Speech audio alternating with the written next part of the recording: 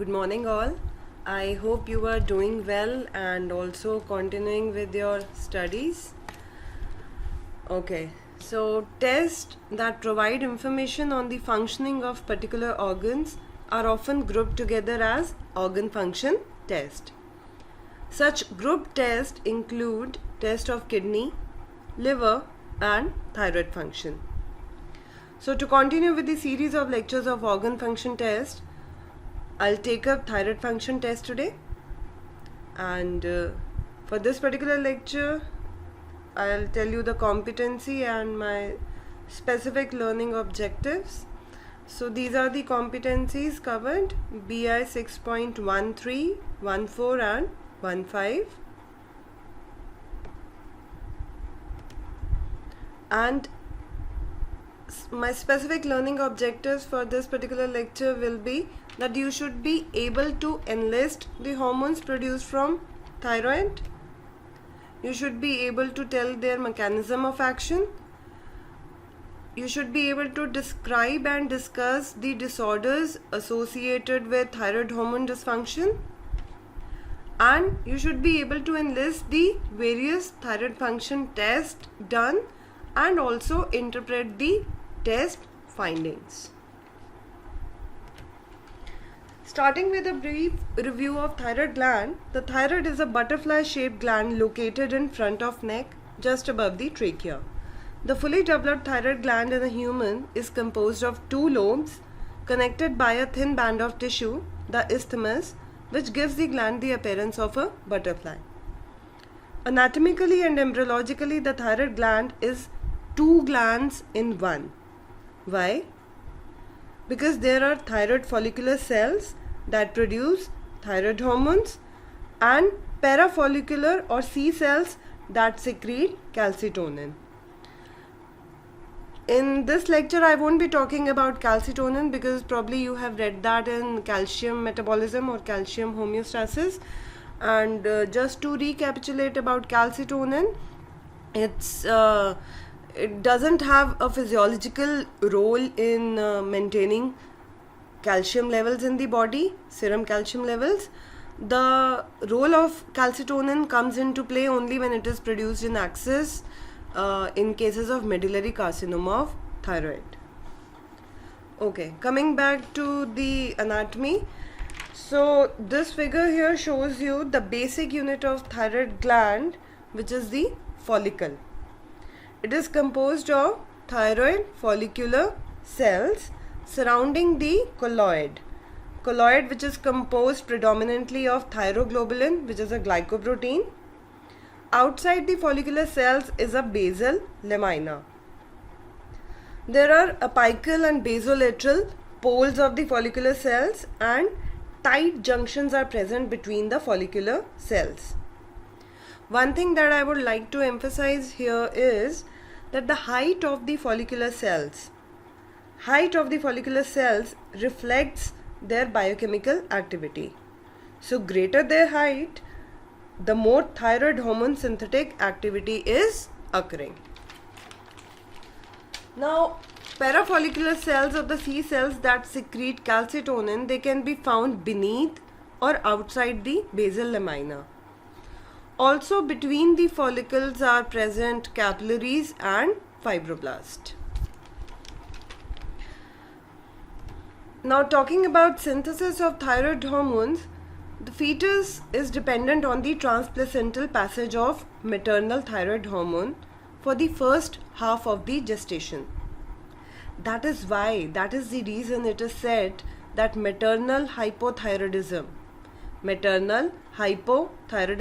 in first 20 weeks of gestation may adversely impact fetal CNS development. By 20 weeks, the fetus becomes responsible for its own production of thyroid hormone, and after birth, an immediate TSH surge peaks at about 30 minutes.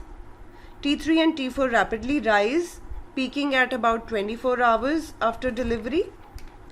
The greater initial rise in T3 as compared with T4 in the first 24 hours of life, it likely represents acutely increased conversion of T4 to T3. Okay. So thyroid hormone is basically derived from the amino acid tyrosine. Thyronine. Thyronine is produced by substitution of a second phenol moiety for the phenolic hydrogen on tyrosine, producing a diphenyl ether having two phenol rings attached to one another through an ether linkage. I'll repeat. Thyronine is produced by substitution of a second phenol moiety for the phenolic hydrogen on tyrosine, which produces a diphenyl ether which will have two phenol rings attached to one another through an ether linkage. Now there are four possible sites for iodine attachment to thyronine at the meta positions on both phenyl rings, designated as 3 and 5 for the alpha ring and 3' and 5' for the beta ring. So there are four positions where iodine can be attached. The biologically important thyroid hormones are thyroxine, that is T4 and T3. Also, an isomer of T3 is reverse T3, in which the alpha ring is monoiodinated and the beta ring is diiodinated. As you can see in this figure, reverse T3 is not biologically active.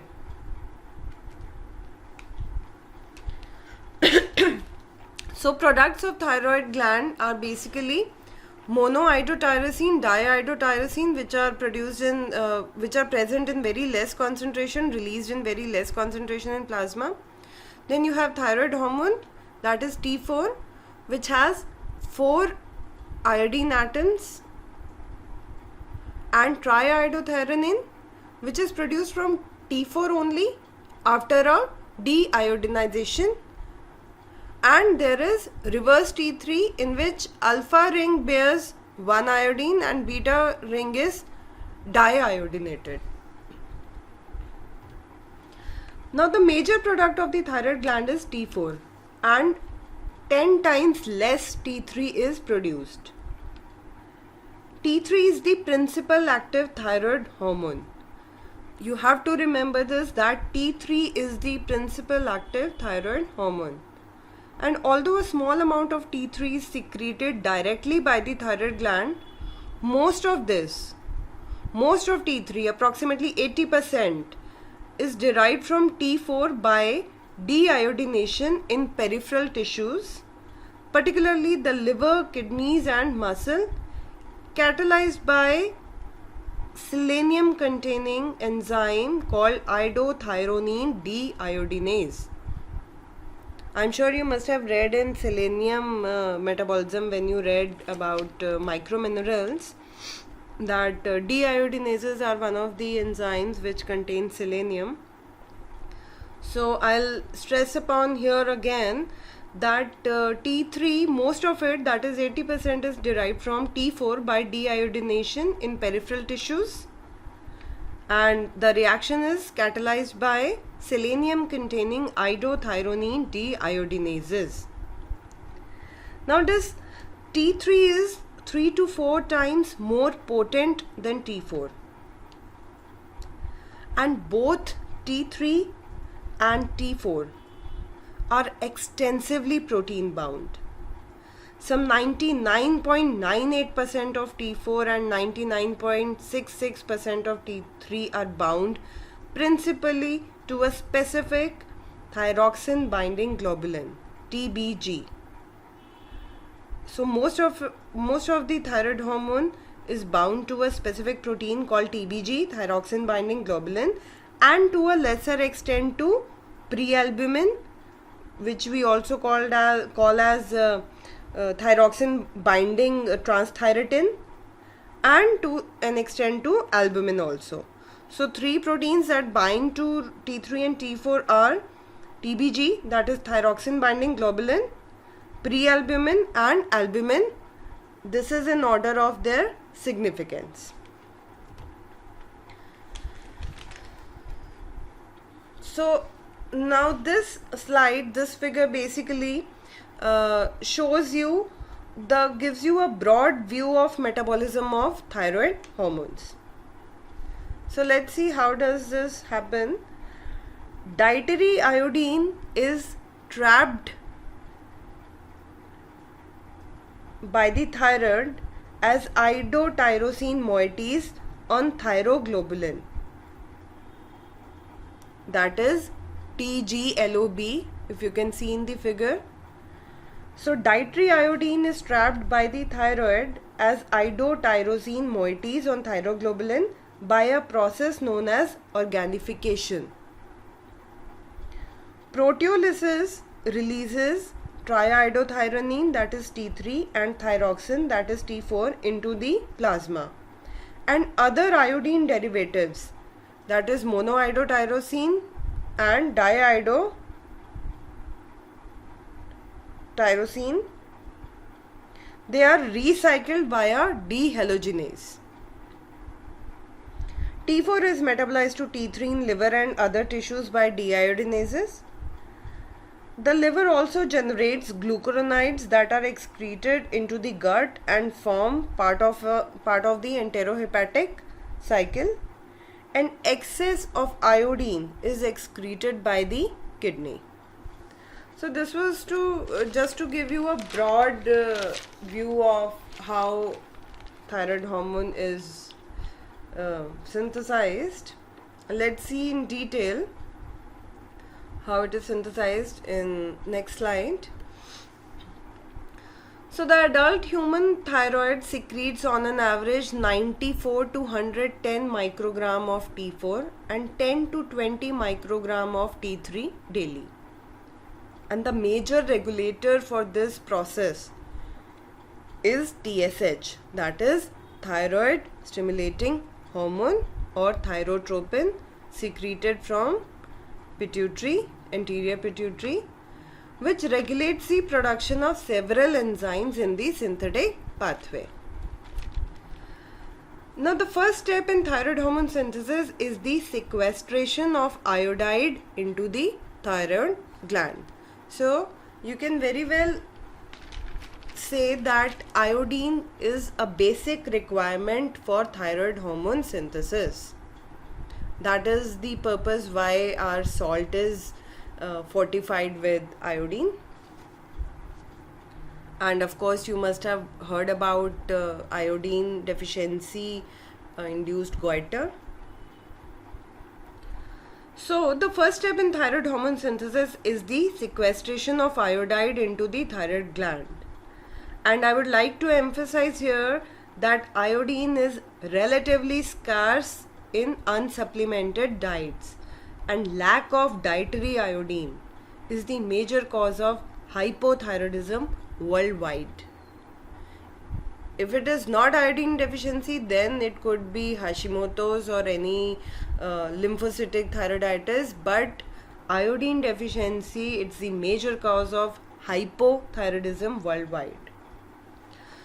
So starting with the process of synthesis of thyroid hormones begins with absorption of iodine by the thyroid follicular cells and the sodium iodide symporter, NIS. I think you can appreciate in this figure. So iodide is being sequestered. It is being absorbed through NIS symporter. From the cytoplasm, iodide moves into the lacunae via pendrin. Pendrin is again a protein. I'll not go into details of pendrin. So from the cytoplasm, iodide moves into the lacunae via pendrin. Within the lacunae, thyroperoxidase, that is TPO, thyroperoxidase, and the dual oxidases, DUOX, which is not depicted here. TPO and dual oxidases, they convert iodide to iodine. That means there is an oxidation occurring. They convert iodide to iodine leading to iodination of tyrosine residues on the thyroglobulin, that is TG here. So एक बारी जब iodide अंदर आ गया लेक्यूने में, तो colloid में thyroglobulin में जो टायरोसिन रेजिड्यूज हैं, now they will be iodinated. And what would and here is a question for you, that which drugs act as inhibitor in this particular step, that is iodination of thyroglobulin. Now thyroglobulin is synthesized in the cell and exported to the lacunae. TPO, that is thyroperoxidase, it is responsible for coupling of monoiodotyrosine, that is MIT, and diiodotyrosine, that is DIT, to form triiodothyronine. So MIT plus DIT will give you T3, and when two DITs combine, it will give you T4, that is diiodotyrosine combining with a diiodotyrosine, it will form T4, that is thyroxine.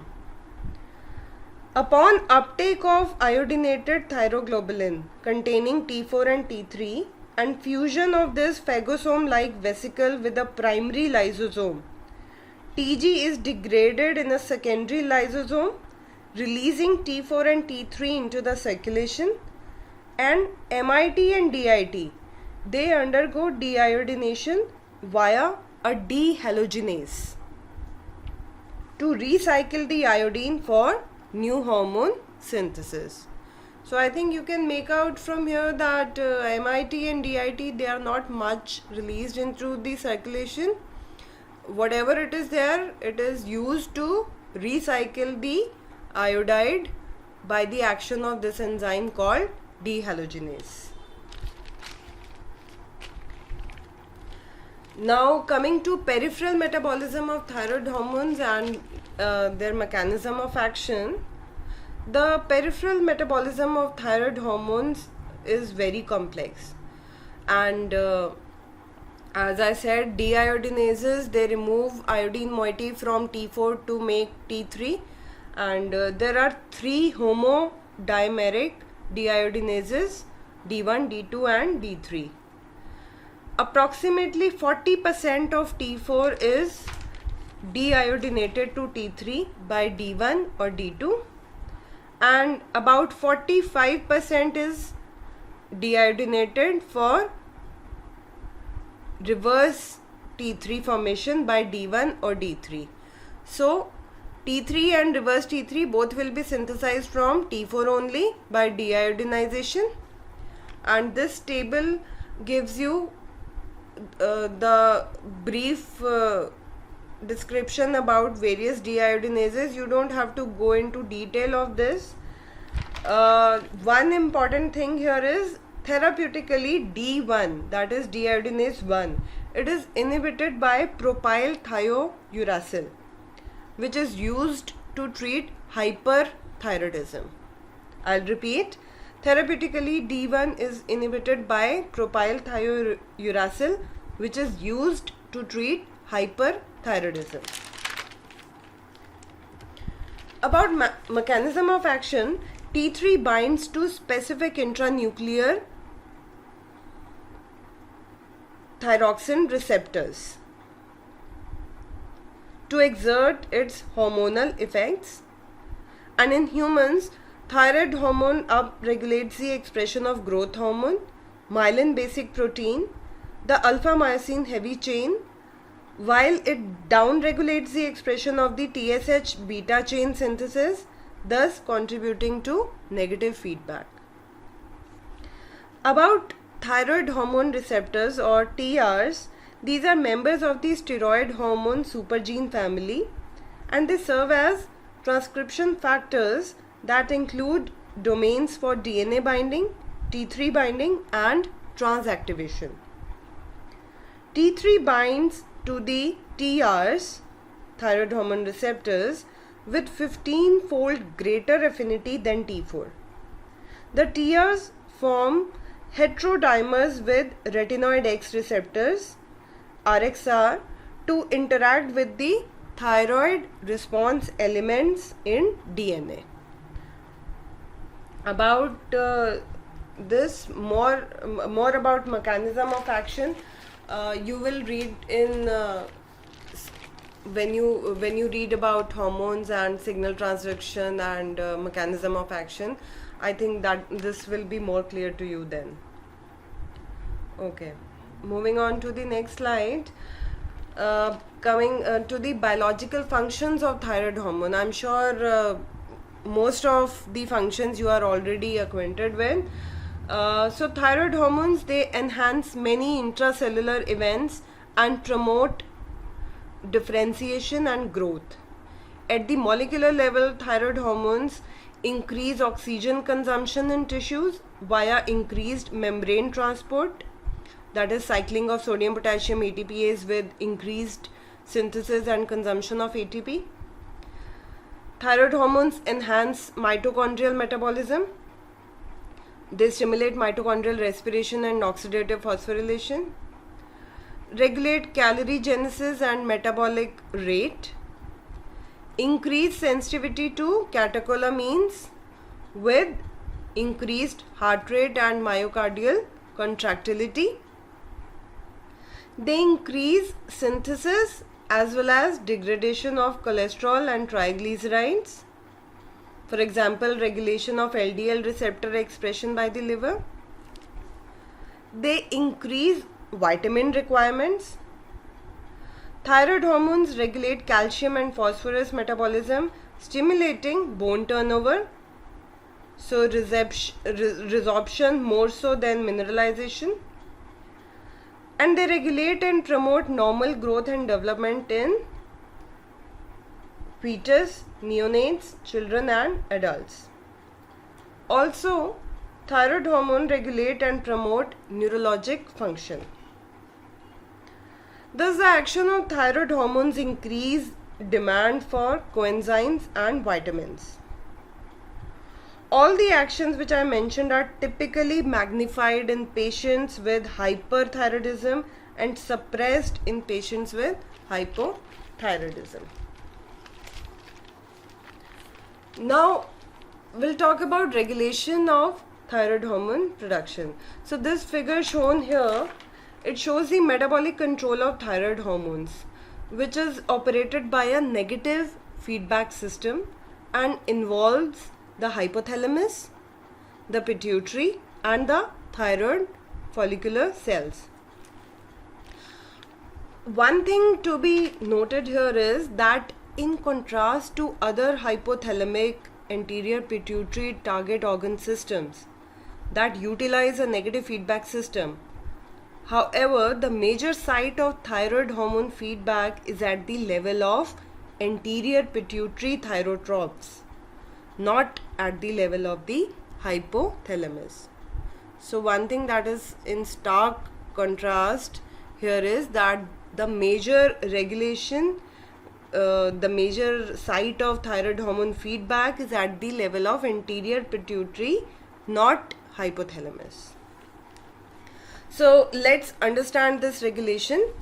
So thyrotropin releasing hormone, that is TRH, from the hypothalamus enters the hypothalamic pituitary portal system to release thyroid stimulating hormone, we call it TSH or thyrotropin now onwards, from anterior pituitary thyrotropes.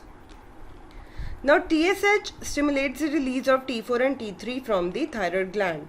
Although most T3 comes from peripheral monodeiodination of T4 to T3. More than 99% of T4 and T3 is bound to various hormone binding proteins. Now, this T4 and T3 secreted, they negatively feedback on the hypothalamus and more powerfully the pituitary.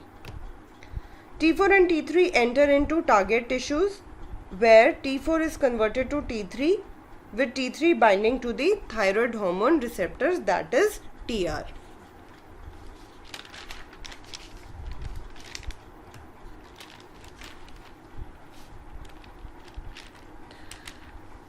Now in this figure, on the left you can see T4 and T3 feedback to inhibit hypothalamic production of TRH and pituitary production of TSH.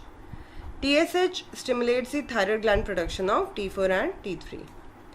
On the right, there are thyroid follicles formed by thyroid epithelial cells surrounding proteinaceous colloid which contains thyroglobulin. Let's understand the regulation of thyroid axis. TSH secreted by thyrotroph cells of the anterior pituitary, it plays a pivotal role in control of the thyroid axis and serves as the most useful physiologic marker of thyroid hormone action. TSH is a 31 kilodalton hormone composed of alpha and beta subunits.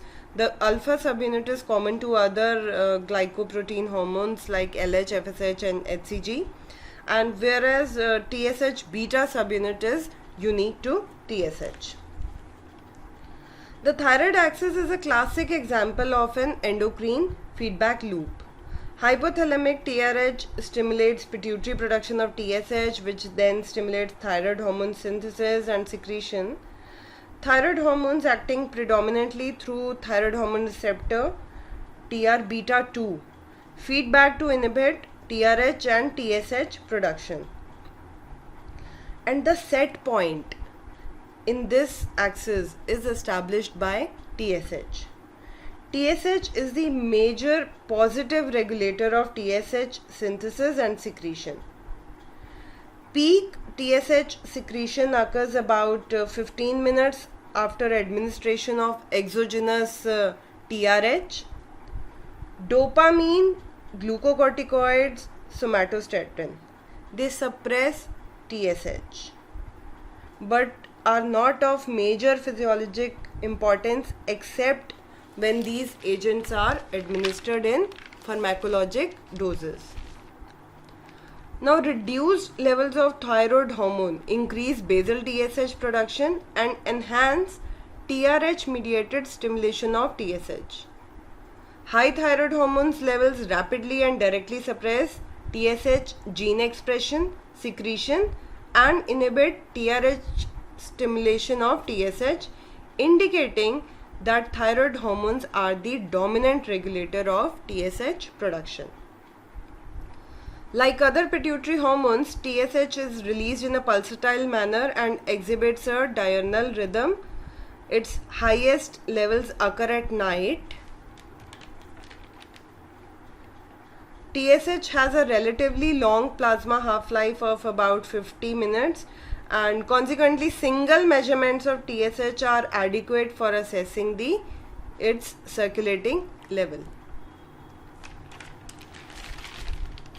Now coming to thyroid hormones in how they behave in circulation, both T4 and T3, both the hormones are extensively protein bound, principally to a specific thyroxine binding globulin TBG and to a lesser extent to prealbumin and albumin.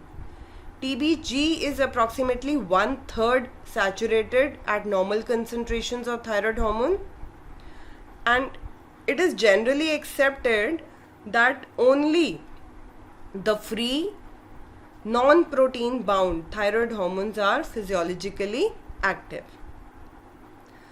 Although the total T4 concentration is normally 50 times that of T3, the different extents to which these hormones are bound to protein mean that the free T4 concentration is only 2 to 3 times that of free T3.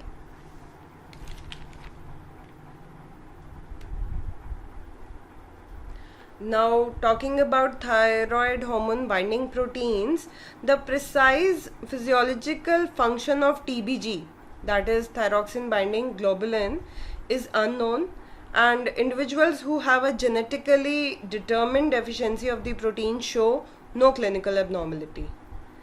Extensive binding of thyroid hormones to TBG provides a buffer that maintains the free hormone concentrations constant in the face of any tendency to change. So protein binding also reduces the amount of thyroid hormones that would otherwise be lost by glomerular filtration and subsequent renal excretion. Total, that is free plus bound, total thyroid hormone concentrations in plasma are dependent not only on thyroid function but also on the concentrations of binding proteins. Let's understand with the help of this figure, which depicts effects of an increase in TBG concentration on plasma T4 concentration. So, in this figure A, it is shown the initial steady state where TBG is 1/3 saturated with T4. Now in B, TBG concentration increases, causing more T4 to be bound, thus reducing the free T4 concentration. Now this free T4 concentration has gone down. This will stimulate TSH secretion, which will lead to an increase in the release of T4 from the thyroid. Now in C, if you see, in C, T4 becomes redistributed between the bound and the free states, leading to a new steady state with the same free T4 concentration but an increased total T4.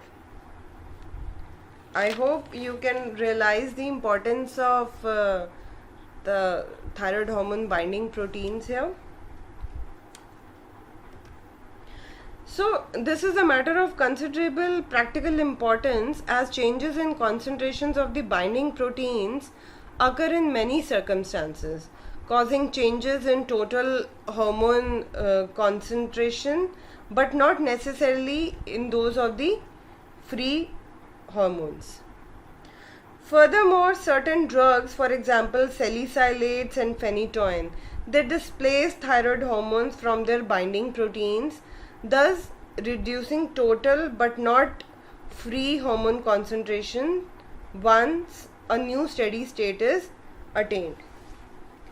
So from here we can conclude that if an attempt is made to assess the thyroid status in a patient who is not in a steady state, the results may be bizarre and misleading.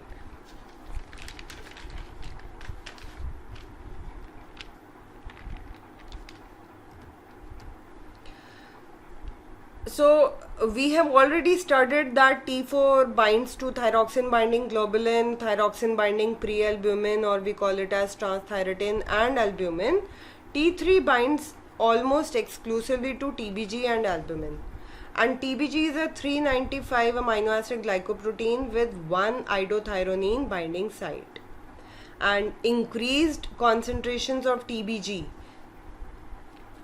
they raise total T4, yet free T4, that is free form of T4, it remains within the euthyroid or the normal thyroid hormone level interval as the result of negative feedback and vice versa. So this slide gives you various conditions that could be responsible for increase in TBG concentration or affinity. You just need to remember that the total hormone concentration may change, but the free or the active form will attain a new steady state and it will remain the same. Okay, this figure looks somewhat scary, but I would like to emphasize here that this could be how a patient of thyroid disorder may present to you in clinic. So worldwide, the most common cause of hypothyroidism during pregnancy is iodine deficiency. The picture shown in figure A, it's a newborn infant with iodide induced goiter. It's a iodide induced goiter due to treatment of the mother with Lugol's iodine solution during the 3rd trimester. So we were talking about iodine deficiency और इसकी mother को excess में iodide दिया गया during the 3rd trimester. So this illustrates the danger of chronic excess iodide administration during pregnancy. If you can appreciate the goitrogenous swelling in the neck here. this lady here, she gives an angry look. These are the characteristic signs of Graves' orbitopathy. Graves disease में जो orbits को affect करती है, that is called as Graves' orbitopathy, and this particular appearance is called the thyroid stare. Can you appreciate the asymmetry, the proptosis, the protrusion of the eyeball, the proptosis, and the periorbital edema? Now in figure C you can see typical appearance of patient with moderately severe primary hypothyroidism or myxedema. Primary hypothyroidism or myxedema. Notice the dry skin and sallow complexion, and you won't be able to appreciate the absence of scleral pigmentation. But in such patient, the absence of scleral pigmentation, it differentiates the carotenemia from jaundice. So yellowish discoloration to the skin is present, but certainly that is not because of excess of bilirubin deposition.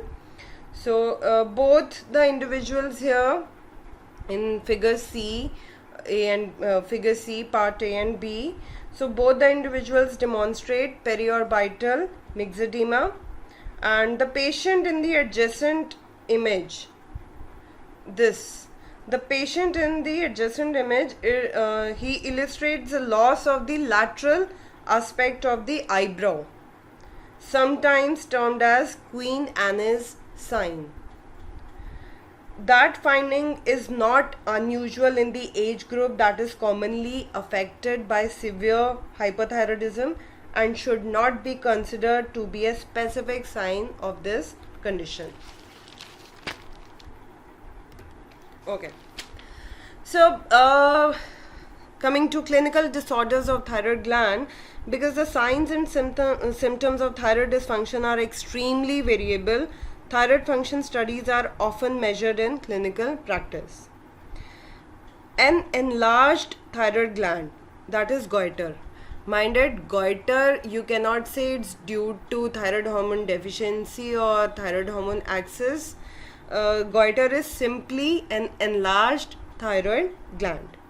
So goiter is typically evaluated by measurement of TSH and thyroid hormone, and on the basis of history, physical examination and laboratory results, patients are classified as euthyroid, hypothyroid or hyperthyroid. Patients presenting with a thyroid mass are typically euthyroid. Suspicious masses are typically followed by ultrasound guided fine needle aspiration of the mass with cytologic examination. And if clinical findings do not suggest an abnormality in the hypothalamic pituitary thyroid axis, laboratory evaluation is begun with measurement of TSH. I will talk about lab investigations in detail in subsequent slides. Let's focus on history and examination part right now. So, about hypothyroidism, it is defined as a deficiency in thyroid hormone secretion and action that produces a variety of clinical signs and symptoms of hypometabolism. This common disorder occurs in 2 to 15% of the population, more commonly in women than in men, and the risk of developing hypothyroidism increases with age. So, reduced production of thyroid hormone is the central feature of the clinical state termed hypothyroidism.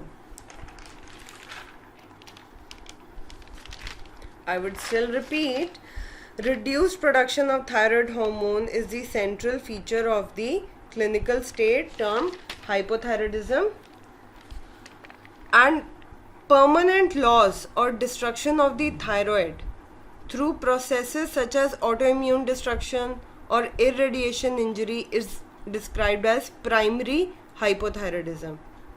And primary hypothyroidism is the etiology in approximately 99% of cases of hypothyroidism. Basically, अगर hypothyroidism है तो 99% cases में thyroid gland is affected, which is not functioning well. So the basic pathology lies at the level of thyroid in 99% of cases of hypothyroidism. Clinical symptoms suggesting hypothyroidism include mental dullness, including mental retardation in children with untreated or undertreated congenital hypothyroidism, somnolence or increased sleeping, lethargy, easy fatigability, hoarseness or deepening of the voice, hair loss, weight gain, cold intolerance, menstrual irregularities, infertility in women, growth failure, delayed puberty in adolescents, constipation, muscle weakness or cramps, depressed affect or frank clinical depression. So I think with this long list of symptoms and signs, you can very well imagine the presentation could be very variable. The patient may present to you with a woman presenting to you with infertility or menstrual irregularity or hair loss or easy fatigability, excessive weight gain or cold intolerance. So the presentation could be very variable.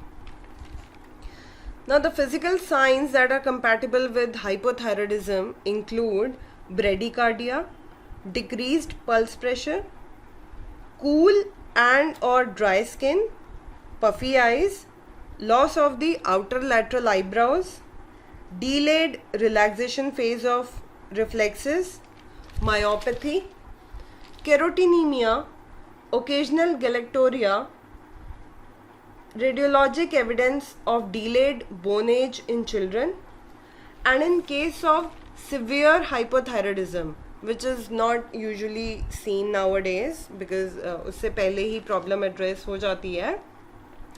In cases of severe hypothyroidism, congestive heart failure or coma may develop. In children with untreated congenital hypothyroidism, severe growth failure and mental retardation ensue. That is the reason nowadays every newborn is screened for thyroid hormone dysfunction on second or third day of life. Now, laboratory evidence compatible with hypothyroidism encompasses hyponatremia, a normocytic or macrocytic anemia, elevated creatine kinase, which comes from myopathy, hypercholesterolemia and or hypertriglyceridemia, which happens because of decreased LPL activity and decreased LDL receptor expression. Now talking about hyperthyroidism, the term thyrotoxicosis, it refers to the classic physiologic manifestations of excessive quantities of the thyroid hormones that are so characteristic of this condition. The term thyrotoxicosis rather than hyperthyroidism is reserved for disorders that result from sustained overproduction and release of hormones by the thyroid itself. Graves' disease being the most common example. Symptoms of thyrotoxicosis or excessive thyroid hormone include nervousness, erratic behavior, emotional lability, restlessness or sleeplessness, difficulty concentrating, smooth and shiny hair and skin, menstrual irregularities, weight loss, excessive sweating, heat intolerance, diarrhea or frequent bowel movements. Physical signs compatible with hyperthyroidism include tachycardia, atrial arrhythmias, systolic murmurs, increased pulse pressure, abounding pulse, warm and or damp skin, softened texture of the skin, tremors, increased reflexes, eyelid retraction and other signs of ophthalmopathy in Graves' disease, and at times hypocholesterolemia. Now, what are the etiologies of hypo and hyperthyroidism? Let's see. So, causes of hypothyroidism, there is primary hypothyroidism. The causes could be acquired or congenital. Acquired causes include Hashimoto's thyroiditis, which is the most common cause of hypothyroidism in areas of the world in which dietary iodine is sufficient. Then iodine deficiency or the endemic goiter. Certain drugs blocking synthesis of release of T4, for example lithium, ethionamide, sulfonamides. Certain goitrogens in foodstuffs like cabbage, turnips, kale. Thyroid infiltration, which could be due to amyloidosis or hemochromatosis. Congenital causes include iodide transport or utilization defect, organification disorders, defects in the thyroglobulin synthesis or processing, or the thyroid gland must not have been there, or we call it thyroid agenesis. So besides primary hypothyroidism, the other causes of hypothyroidism could be secondary hypothyroidism, that is pituitary is the origin, tertiary, where hypothalamic disorders are responsible, or it could be a TSH receptor defect or resistance to thyroid hormone. Now coming to causes of hyperthyroidism, either it could be sustained hormone overproduction, that is hyperthyroidism. The causes could be Graves' disease, toxic multinodular goiter, or a toxic adenoma of thyroid, chorionic gonadotrophin induced gestational hyperthyroidism, or it could be a TSH secreting pituitary tumor. This was sustained hormone overproduction. There could be transient hormone excess, which you can also call as thyrotoxicosis. The reasons could be autoimmune thyroiditis, viral or post-viral subacute thyroiditis, exogenous thyroid hormone, or we also call it as iatrogenic over replacement. To make it more clear, I'll give you an example. For example, in a patient of hypothyroidism, you treat the patient with levothyroxine and inadvertently you overtreat the patient, so there is excess of hormone in the body, so a hypothyroidism patient could actually manifest with symptoms of hyperthyroidism. Okay, now coming to the indications for thyroid function test. As I told you, when do you evaluate a patient, when do you clinically suspect a patient having a thyroid disorder?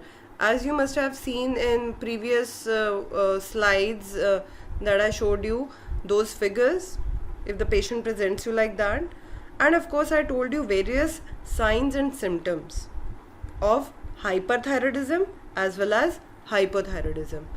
And to tell you, in clinics the patient present with the very plethora of symptoms. The symptom signs are extremely variable. So a hypothyroid female may present to you with infertility, menstrual irregularity, or she may present to derma OPD with hair loss, or she may come to medicine OPD with complaint of weight gain and cold intolerance. On the other hand, a hyperthyroid patient may present to you with anxiety, tremors, excessive sweating. So the symptoms and signs can vary a lot. And then when else do you test for thyroid function test, that is TSH, T3 and T4, when you are following up the patient. For example, in a hypothyroid patient, if you treat the patient with levothyroxine, you have to measure serum TSH every 6 months or 3 months, or as and when suitable. So you have to follow up the patient. Likewise, in a hyperthyroid patient, if you give a drug like propylthiouracil, which will block thyroid hormone synthesis and eventually lead to decrease in the hormone level, so you have to follow up there. And screening of congenital hypothyroidism. Minded, nowadays almost every newborn is screened for congenital hypothyroidism because thyroid hormone dysregulation in first few months of life and first year of life could impact neonates mental development and CNS development hugely. So every newborn on second or third day of life is screened for congenital hypothyroidism. About screening of asymptomatic individuals, it is highly controversial, and excluding newborn screening for congenital hypothyroidism, so far no compelling data show that screening asymptomatic individuals, including pregnant women or the elderly, improves the clinical outcome of the patient. But practically every pregnant female is advised a thyroid function test because you just cannot afford to have a mother who is hypothyroid, because that would adversely impact the CNS development of the fetus. Now I'll be telling you the suggested algorithm for the laboratory evaluation of thyroid function. It is very important to understand, and once you understand, you will not forget it. I'll tell you step by step, and I'll go very slow for this particular slide, but even if you in one read, if you cannot make it out, just go through it again. It's very important to understand. So lab evaluation is begun with measurement of thyroid stimulating hormone or TSH. If TSH is within the reference interval, thyroid dysfunction generally can be excluded. So I think you can guess from here that TSH is the most important and the first screening test that is done if you are doubting or clinically suspecting a thyroid hormone disorder. We know if TSH is above the reference interval, free T4 should be measured. If free T4 is depressed, the biochemical diagnosis of primary hypothyroidism is established. Now, one important point that I want to emphasize here is measurement of T3 or free T3 provides no essential or additional information when hypothyroidism is a clinical consideration. Furthermore, in primary hypothyroidism, T3 declines later than T4 because elevated TSH concentrations in primary hypothyroidism stimulate T3 production more than T4 production. Now the next scenario, if TSH is elevated and FT4, free T4 is within the reference interval on more than one occasion in an asymptomatic patient, subclinical hypothyroidism is diagnosed. Let me tell you something more about subclinical hypothyroidism here only. The term subclinical hypothyroidism was originally used to describe the patient with a low normal FT4 but a slightly elevated serum TSH levels with values typically between 4 and 15 microinternational units per liter. Other terms for this condition are mild hypothyroidism or early thyroid failure or preclinical hypothyroidism and decreased thyroid reserve. Now another scenario could be elevated TSH and FT4 both are raised, which raise the possibility of central hyperthyroidism or thyroid hormone resistance. So TSH and FT4 both elevated, the diagnosis, there is possibility it could be either central hyperthyroidism or thyroid hormone resistance. Now these two disorders are differentiated clinically. Patients with thyroid hormone resistance usually are euthyroid or at worst mildly hypothyroid. However, those with true hyperthyroidism clinically manifest thyrotoxicosis. Now I want you to take note of one thing here, and that is because of the log linear relationship of TSH to free T4. Free T4 usually is normal as long as TSH is between 0.5 and 10 micro-international units per ml. Now moving further in this algorithm, if TSH is depressed and FT4 is elevated, the biochemical diagnosis of primary hyperthyroidism is established. Although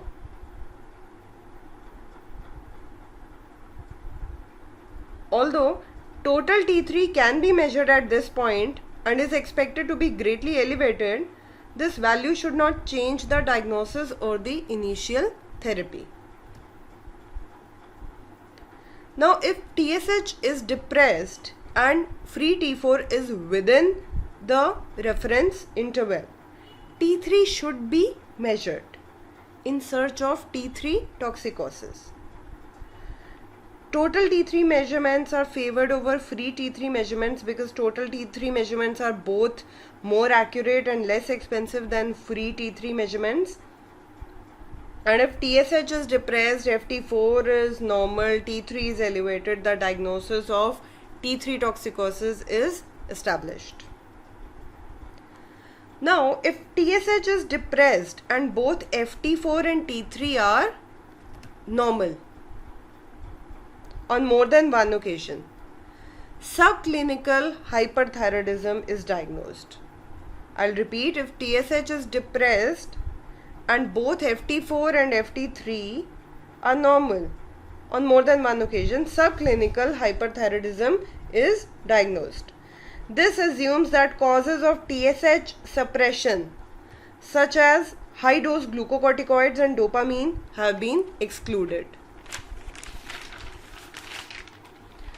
Now, if hypothalamic or pituitary disease is suspected, initial testing requires measurement of both TSH and free T4.